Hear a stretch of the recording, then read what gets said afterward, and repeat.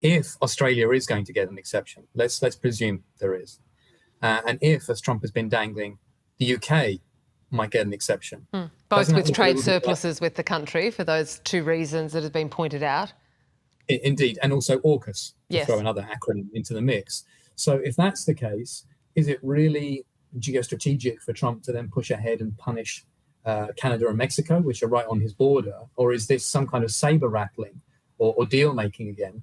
And we end up at the end of the day with minor tariffs on countries like the UK and Australia and Canada and Mexico, but we keep the ones on China, which is actually a very, very different narrative, which is not being discussed in all the panic about these 25% tariffs. And so if you were to focus on that, if they were to remain, say, with China, how is that going to dislocate global trade? Well, hugely, if you consider one other step. The Mexicans themselves have already proposed to America one way for them to avoid the 25% tariff is if they match America's tariff on China. So effectively, you have an external tariff wall covering the US and Mexico, and one would presume Canada, that's already been floated as well, and potentially Australia and potentially the UK.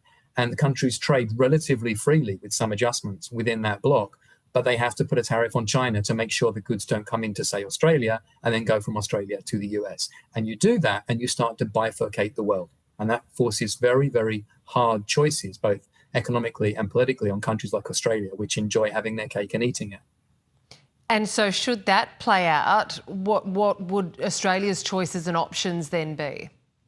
Slim and none, basically, if it comes down to that.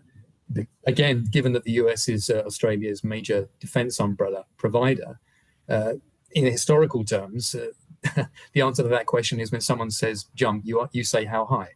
So you can try and quantify what that actually means from an economic perspective, but that's missing the real picture. The grand strategy perspective would be, okay, that's the team you're now on, and everything else has to be rearranged to adjust to that rather uncomfortable fact. Now, we're not there yet, to stress it, but anyone who thinks that isn't a realistic scenario going forward, if we continue on the path we are now, hasn't read any history at all.